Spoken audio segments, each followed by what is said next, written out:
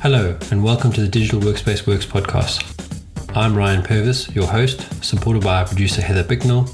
In this series, you'll hear stories and opinions from experts in the field, stories from the front lines, the problems they face and how they solved them, the areas they focused on from technology, people and processes, to the approaches they took that will help you to get to the grips with the digital workspace inner workings.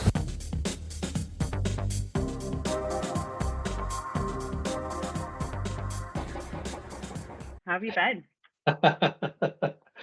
It's been good. I mean, I think it's actually been months, not even weeks. When was the last time we spoke? I can't even remember. Well, it's a good question. I caught my hair after Thanksgiving, so at least not since end of November. Sure. How were your holidays? I've just been really busy with work and stuff. You know, two startups, both going through what they go through. It's chaotic. That's why we haven't chatted, because every time I've booked us in, some fire drill has occurred that's required me to cancel and go and deal with that. So yeah, that's my December, really, most of January. Wow. Well, I'm sorry. Sounds like you've been through a lot. And on the tech part, I can certainly empathize. I feel like, startups are their own beast, of course, but the industry as a whole has not been very stable. So I think a lot of us have been running around a bit these last few months. And unfortunately, I'm not sure it's going to let up soon, but here we are. Oh, that's interesting. So I am, it's a funny story. So I have been looking everywhere for the Battlestar Galactica series that I can get and buy. But when I've looked online to buy it, it's been pretty expensive to buy. So I've bought a second-hand set for about £12. So what's that? Maybe $15, $16 of the whole, everything, all the movies, I think it's all the movies. It's 25 discs, give or take, which is quite funny because I don't actually have a DVD player, except for my old external DVD thing that came with my first Mac Mini back in 2012. So this little thing's still operating. So that's credit to Apple on that one. So what I'm doing is I'm now ripping all of them to files so I can watch them on my iPad and that kind of stuff, because I think if I bought it through Amazon Prime or one of those guys, it was like $50 to do it. And then the problem is you're beholden to that app and how they decide to give it to you and all the rest of it. So now I'm ripping it to the format that I want and all that kind of stuff. But it's interesting how Apple has improved so many things, but actually become worse at so many things. So the first thing is you can't tell Apple anywhere in that operating system now to not autoplay a DVD, because they don't expect you to have a DVD player anymore. So every time I put a new disc in, it starts the DVD and plays. That was the start of a Battlestar episode. It was just the I think it's MGM or whoever the Universal, starting off loud noise thing. And normally I can sort of catch it in time to kill the window, because all I do is kill the window, then it's fine. But it's funny how, because we've all progressed away from the CDs and DVDs. I mean, how many CDs and DVDs do you buy? None. I always go to the secondhand DVD shop. It's like a whole lot of whenever I want to buy new hardware or new kit, I always go to the secondhand place, because there's always somebody who's bought the thing, doesn't like it, and then they sell it for nothing. And then I can go buy something secondhand that I probably wouldn't have bought brand new, and it's probably still in good condition. So, this box set was available. If I bought it, let's say $50 online as a streaming only thing, but buying the box set is $12, I can go sell this back again and probably make the $12 back for the 25 discs, or I might get $5 back. But I get what I wanted out of it. But I'd probably keep the box set because it's actually quite a nice box set. And when I lived in South Africa, I had about 500 DVDs at the time. And collection. Yeah, and when I sold them, because we were moving to the UK, it bought me a plane ticket. Now, and I'm not even joking, it actually paid for the plane ticket. Like, I think it was 7,000 Rand for the plane ticket, and I got like 6,800 Rand or something for my box set, my series. And if I had the same amount of discs now, 500 movies or whatever it is, I probably wouldn't even make £250 out of that. I'd probably get back maybe £100. It just shows you how, there's nothing wrong with the material. The content's still good. The content's still whatever it is. But because it's such a commoditized thing now, it just has no value. Unless it's in pristine condition and it's a collector's item. Like a lot of my DVDs weren't even opened. I just bought them because I like the box looked nice. It was like the limited edition Back to the Future box set, only 1,000 of them made in the world. that one alone was like worth £1,000, so £50. I think when I bought it, I probably paid £100 for it. Mm. So it had no value then either because it was in pristine condition. I managed to negotiate it up a bit. But if I'd watched the DVDs and broken the seal, it would have been worth nothing. And you just don't have that anymore because everything's online. You can stream it all. And having that wall of DVDs, like you had a wall of books. I mean, people still buy books, but I don't think people still buy DVDs. You can't, like, if you go and buy, I mean, yeah, I say that tongue in cheek because you can go to like the local supermarket and you'll see a wall of DVDs and a wall of CDs. And you can still go to HMV, which is still, there's still a few of those. That was the place to buy media in London in the days. You can still go there and you can still buy CDs, you can still buy vinyls. So there are people that still do it, but it's just such a weird concept that for a lot of people, they, like, my kids have no idea. Like if I had to show them a DVD, they'd have no idea what that thing is. We're at that point, huh? Well, we are, because like, this is how long we haven't spoken for. So CJ and I, my son, are writing a book series now using ChatGPT, and we're Oh, generating. wow. So every night we sit and he tells me what he wants the story to be about. And when I say he tells me, he tells ChatGPT what he wants his story to be about. So we've created our own GDP, and the series is called Dark Thunder. And it's about, I mean, the story behind this is that when he was at a certain age, he got tired of me reading him stories. And I think I got tired of reading him stories because we had the same books and we read the same books. And there were certain books that I didn't want him to, like, there's a Nelson Mandela book, which is a very good book. But at some point in the story, it says how his father died. And CJ used to get very focused on that his father died. So it's like, the story is good. And I want to, obviously it's a very important part of my history and his history. But, every time I read the book to him, he would get focused on the father dying and he'd worry about me dying. And, anyway. So to avoid that, we made up a character, which was Dark Thunder. Now, Dark Thunder, so CJ is very much into his cars. And during COVID and stuff, he watched the Cars movies all the time. So he's fixated on cars. So originally Dark Thunder was a friend of Lightning McQueen's, but more like Knight Rider-esque than Lightning McQueen, because CJ doesn't like cars with eyes. So the whole idea of a They're just too personalized, creepy, or yeah, he doesn't like it. And this is the funny thing. So when I was doing the stuff with it, so what had happened is I would tell him the story about Dark Thunder on this adventure. And he would say, like, Daddy, I don't want you to read me a story. I want you to tell me a story about Dark Thunder. And then we would invent a story about, like, I'd say, so what happened to Dark Thunder? He goes, oh no, he'd tell me about the race that he won on the beach. Or tell me about the whatever. And I'd have to make up the story and tell it to him. And sometimes you just run out of ideas because there's only so many ways you can say he won the race or he lost the race or whatever it was. So, but whenever I did that, I recorded them. So I've got a whole lot of transcribed, me telling him stories. And sometimes I have to tell him 6 or 7 stories in a night about this character. And I just admit new characters and all this stuff. And because I did so much of them, I was like, you know what? And then there's actually a local guy here where I live in Horsham. He's written like 5 books, but he's animated them. He's drawn them himself, and they're like good stories, and they're all about, they all educate you on something about it. And I always thought, I'd really like to do the same thing with Dark Thunder, but I'm not a good, I don't have any artistic abilities, and I don't want to go down the whole route of paying someone to make the designs and all that kind of stuff. So I kind of put it on the back burner. And then in one of my random conversations with a person who booked time with me, he said, oh, you should really look at ChatGPT and make your own. Like, I don't know how we got into the subject, but he's like, let me show you. And we spent like 5 minutes, and I'm saying it literally took us 5 minutes to make the first GDP for Dark Thunder. So, and the way you make it is you go create, as long as you're on a premium account, you create the GDP. You then go and I've created lots of these now. You basically go through a workflow-esque where you talk to the GDP and you explain what you want to do. And you basically provide the parameters and the constraints for what your GDP is going to do. And then you can have it generate a whole bunch of images as well.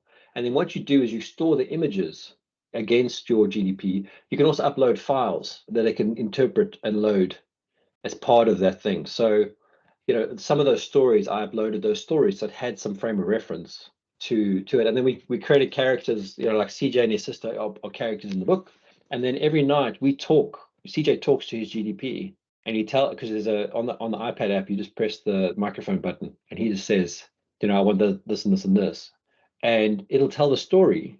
And then you can also tell it to draw a picture. So what we do is we go generate a story, and it writes like maybe 5 chapters, and each chapter is like a paragraph long. And one of the things that was very important to me was in defining the GDP is always going to be about teamwork, perseverance, helping somebody, honesty, all these sort of value system things. And it tells the story each time, and then it reiterates that this story tells you how CJ and MJ helped this person, because helping people and teamwork is very important to being a good human and all this stuff. And it's amazing. We've probably done, since we started, maybe 60 stories, 80 stories. And the nice thing is that every morning he tells me an idea, and then I can generate straight away then if I want to. Well, that's how we started. I'd say, tell me your idea, and then I generate them, and I generate all the images. So I'd show them to, because the images take like 5-6 seconds to generate, which is not a long time. But I don't want him to, what I'm trying to avoid is him, like, while he's waiting for the thing, he starts doing other stuff. I want him to stay focused on what we're doing. But we'll do like 5 images a night, 2 or 3 stories, and he's seeing this generating. Now he's going to grow up in a world where this stuff always existed for him. Meanwhile, we've seen it transition in. And I bought him a laptop now, and what I'm hoping he'll start doing now that he's getting closer to the 6-7-year-old range is that he'll start doing it himself. So by the time he gets to 10, he will be proficient in it, if not sooner. Because, I mean, my daughter's 3 and she's already starting to do it, which is frightening. If you think about a 3-year-old who's talking to a GDP, and her vocab is pretty good for a 3-year-old, but she knows already to say things like, Alexa, turn off the TV. Alexa, turn on the light. So she will have no clue if that shit doesn't work. If there's no voice act. I mean, in fact, I'll tell you another story where this doesn't work. So Kirsten and I stayed in a hotel the night before I put in hospital, and they don't have phones in this hotel. What they have instead is a Google Play, or the Google Voice thing, the equivalent of an Alexa. And the thing is, that bloody thing doesn't work, because how they've done it is they've obviously created a Google account for every box that you have in every room. And then what you say is, Google call reception, so phone's reception. So you can phone them, but the microphone is terrible. You can hardly hear them. It's not a good experience. And then we were trying to move our dinner reservation. So we called them, and then they called us back, but we never got the call back. So they said they called us 7 times. We never got it back. And then we had other issues, like the Wi-Fi wasn't working. And I actually said to them when I left, you could actually hear the Wi-Fi dropping, because all these boxes were dropping. You could hear them like, ping, no Wi-Fi, and then come back on again. So I said, you got a problem with your Wi-Fi in the building? Oh, no, we don't. I said, listen to me. I've sat there, I've listened to all of them go doop, doop, beep, beep, beep, beep, beep, going off. You got a problem. So it's a great idea, but in execution was not a great idea. Wow. So I'm fascinated by the storytelling technique. It reminds me a little bit reminds me of a choose your own adventure story, in that you get that personal autonomy element, but it's like that on steroids. So you mentioned sort of adding values that you wanted to instill into the stories as part of the prompt. Did you add like reading level, or kind of what were the other parameters if someone wants to go kind of try this themselves that you played with? Yeah, great point. So when we set it up, it was exactly that. Make this at the reading level of a 5-year-old who has basic literacy, English speaking, that sort of thing. What else did we do? Well, you can play with it a bit. So you basically start setting up, and then you can train it while you're doing it. So, for example, about the eyes. So every time I was generating the images of the eyes, the cars of the eyes, I'd say, no, you can't generate that. You have to generate it without the eyes. So what you have to be very careful of is, because we've modeled Dark Thunder off the Knight 2000 Knight Rider, because CJ loves Knight Rider. I've showed him the old Knight Rider stuff, so he's aware of all that stuff. Airwolf, all the good 80s sitcoms. So he knows what Knight Rider is. He knows what Kit is. So what he understands, what the AI doesn't understand, is that when he says Dark Thunder did this, is he's not personifying Dark Thunder as a vehicle with a personality. He is personifying Dark Thunder as a vehicle with an AI who just happens to be able to vocalize, exactly like Kit works. But ChatGPT does not understand that. So it keeps drawing cars. Every time we say Dark Thunder did this thing, it draws the car with eyes, which we have to always say no eyes. And we literally have to repeat no eyes for like 6 or 7 prompts just to get what we want. But what you do is you upload the images you like, and it sticks to it. So we've followed some of the canon to some extent that Knight Rider had, in the sense that it had the ability to change shape. So if you look at the old version of Knight Rider back in the 80s, it would go into pursuit mode, and it would have like a modification that made it look a bit bigger, and it could, to put out the high speed maneuvers and the jumping and the boosting and all that kind of stuff. But when you watch the new version, that was the remake, they went obviously a lot further. So Knight Rider, or the kit vehicle in that instance, could change into a truck, full sort of Ford, the 150, I think it is. I think that's what they modeled it on. Mhm. So a really big vehicle versus this. Mhm. And I think they used a Ford Mustang in the remake as opposed to a Camaro was the first one. But because we've extended it in our own version, so our AI driven vehicle is not limited by any shape because the whole thing is made out of our own compound using nanites and whatever it is. So so you can just change the parameters however you want. So every story we tell, and CJ loves to say, well, today the Dark Thunder is going to be a cruise ship, and then it's a speedboat, and then it's a submarine, and then it's a this and that. It generates all that stuff in context of what we've told it in the beginning, plus the story we're telling. And it remembers things and it creates the things that you want it to create. So the world that it's developing, what town are you in where this adventure is happening? Often there's a race in a different town. It invents the new race. It invents the new town for us. It invents the race for us. It invents the characters for us in line with our story. So we don't have to think about that stuff. But we can also be reminded to bring in like an arch nemesis that it previously raced against, or another character, so the idea with Dark Thunder is that they found the vehicle in a junkyard that they shouldn't have been playing in, and it was invented by a crazy professor who disappeared. So we've got images of the crazy professor, and then finding the sort of designs and all the rest of it, and learning about this vehicle through little clues that they find.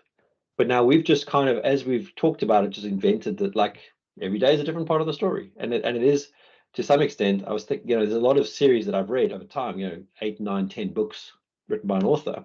And I'm thinking you could literally never end the series. Like you could just, every day you could generate a new chapter and the story can go left, go right, go up or down, whatever it is. Because the AI could just, as long as it stays in sort of canon, it could just carry going on and on and on. So you never finish the book because the book never ends. Wow. You know what? It just made me think of, I wonder if anyone's tried to finish A Song of Ice and Fire with a GPT yet. That that actually would be, well, it's interesting you sort of use that as an example because, a part of that creativity that he brings to that series is what's in his head, what his vision is. And only he really knows where it's going, I think, to some extent. But in context of it, yeah, they probably could have. Yeah, no, it's interesting to think about creatively because we saw how the TV show Game of Thrones played out, which I think was, a lot of fans took issue with the final seasons there when they kind of ran out of his material. So I'd be curious to see. Oh, I took what huge issue with the way they finished it. I thought it was an Yeah. absolute. I would rather they have cancelled season 8 Yeah, and it let was us really bad. all pissed off that they never finished it, then finished it off as badly as they did. So how's the quality of the story? Like, have Well- you noticed, does it get richer and improve over time? Well, yeah, let me bring it up. I'll read one to you. In fact, let me share my screen so you can see some images. Wow. So just random, huh? I mean, I've just picked one. So here is Dark Thunder and the Mountain Rescue. So the prompt I said here was just tell us a Dark Thunder story today based on real events. That was a prompt. I was feeling a bit lazy. So it's written, how many chapters here? 5, I think. 4 chapters. So pretty quick. So chapter 1, the call for help. In the small, peaceful town of Ridgeville, nestled between the lush forests and towering mountains, CJ and MJ Speedo were tinkering with their beloved car, Dark Thunder. They just installed a new navigation system, hoping to explore more challenging terrains. As they tested the system, a distress call crackled through the radio.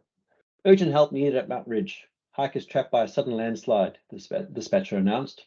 Without hesitation, CJ revved Dark Thunder's engine. Time for a mountain rescue, he declared. So, I mean, what I find interesting is that it doesn't always write the story like CJ got up, threw his tools and jumped in the car. Like that little bit of context I find is always missing. But so MJ nodded, her eyes focused. Let's do this, Dark Thunder. Now, when we set up the characters, obviously CJ is my son and MJ is my daughter. CJ is far more like me in the sense of action-oriented, do stuff. Mila is a far more calculating, smart, savvy personality. And that's exactly how the story's done. So it always keeps to that. Chapter 2, the race against time. As they approached the mountain, terrain became rougher. Dark Thunder, sensing the change, transformed smoothly into its 4x4 mode. The siblings navigated the rocky paths with precision, guided by MJ's quick thinking and CJ's expert driving. We're almost there, CJ said, eyes on the road. Hang on. Dark Thunder's purple hubs glowed brightly, illuminating the path ahead as the sun began to set. So purple hubs was always an important feature for us of Dark Thunder, because when I made up the character, I had built a car in Disneyland that I'd used. It was a black body, a Batmobile, but I'd used blue and red hubs, but I wanted purple, and that was the closest I could get. So, that's always been a key feature of the thing. So, chapter 3, the rescue. Reaching the site, they found the hikers, stranded on a small ledge with debris blocking their way. MJ quickly devised a plan. Using Dark Thunder's winch and cables, they carefully cleared the path, ensuring the hikers' safety. One by one, the hikers were guided to Dark Thunder. The siblings worked tirelessly, showcasing their teamwork and determination. With everyone safe, they made their way back, the stars shining brightly above. So you see, it's brought the values in, which is, without making it a big deal. And then also, incorporated that this is a vehicle that can do almost anything. It's got winch and cables, which if it was a sports car, which was the original design, it wouldn't have had winches and cables. Chapter 4, Heroes of Ridgeville. Back in town, the hikers and townspeople gathered around, thanking CJ, MJ, and Dark Thunder for their bravery. The mayor of Ridgeville even arrived to commend them. You've shown true courage and resourcefulness today, the mayor said, smiling. As they celebrated, CJ and MJ knew that this was more than just a rescue mission. It was a testament to their bond, their beloved Dark Thunder, and the values they held dear: teamwork, innovation, resilience, respect, and a love for learning. Dark Thunder, with its headlights shining proudly, seemed to hum in agreement. Another adventure concluded, but many more awaited: the Speeder siblings and the extraordinary car. So Speeder was just a random surname we picked. And also, you see, here it's forgotten that actually Dark Thunder can speak. So instead of humming in agreement, it should have said it's spoken. So there's slightly little bit nuances where it misses stuff. And then we said draw a picture for the thing. So there's the picture. Now, the problem with these pictures sometimes, this is it looks really cool. It's like, as you can see, but it's supposed to be a 4x4. Who's on top of the car? I see. That's the car. So it's written. The hiker. Yes, the hiker. But you see, it's in 4x4 mode.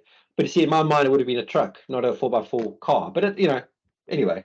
And then, so we said, no, draw it again. So here's the all-terrain truck version. So now you get a different version. Then CJ wanted to see a speedboat. So now you see the car riding on water. Now submarine. Now it's a car riding really fast on the thing. But now we've got missiles and torpedoes, which I don't know.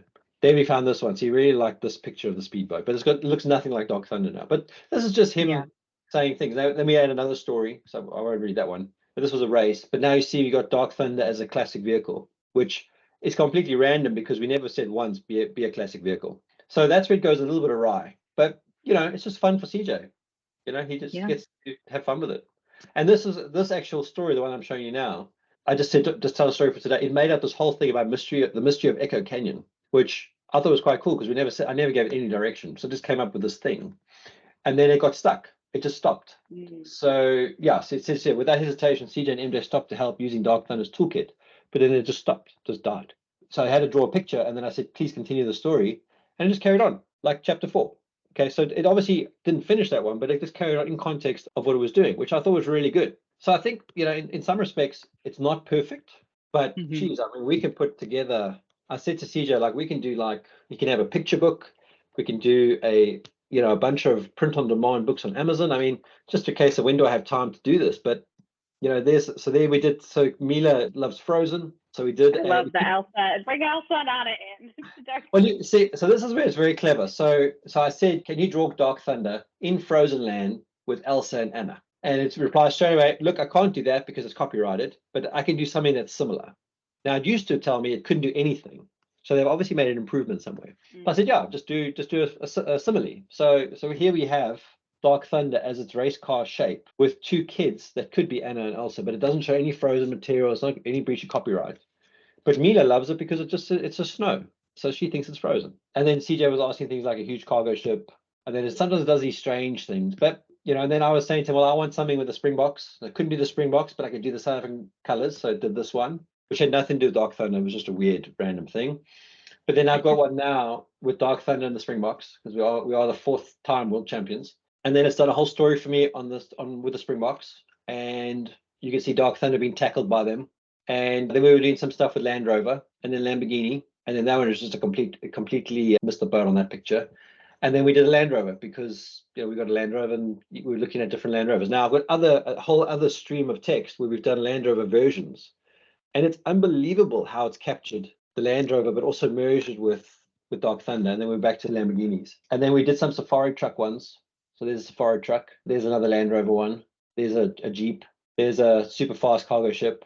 CJ's now into boats at the moment. I think that's coming. but you see, I mean, it's just amazing how the way it's put the thing together is just fascinating. So here's some of the more original stuff. So there's an armored version. There's a camouflage. So yeah, so we'll do it. We're going to do a book series because I just think it's fun. And you know, from a kid growing up point of view, I think it's just amazing that he's going to have this when he's, you know, he's turning 6 in a week's time, 2 weeks time. You know, at 6 years old, he'll have his first book out. Because yeah, I remember being really jealous as a child of all the precocious kids who published books when they were super young. Yeah, you probably need to go. We're running a little bit over, but yeah, this was super fun though. I think folks should look at the video version if they're listening on audio, just to see, you know, get the full effect of Dark Thunder. But I'll let you go. Good to catch up with you. Until next time. You too. See ya. Bye. Bye. Thank you for listening to today's episode. Heather Bicknell is our producer and editor. Thank you, Heather, for your hard work on this episode. Please subscribe to the series and rate us on iTunes or the Google Play Store. Follow us on Twitter at the DWW Podcast. The show notes and transcripts will be available on the website www.digitalworkspace.works. Please also visit our website www.digitalworkspace.works and subscribe to our newsletter. And lastly, if you found this episode useful, please share with your friends or colleagues.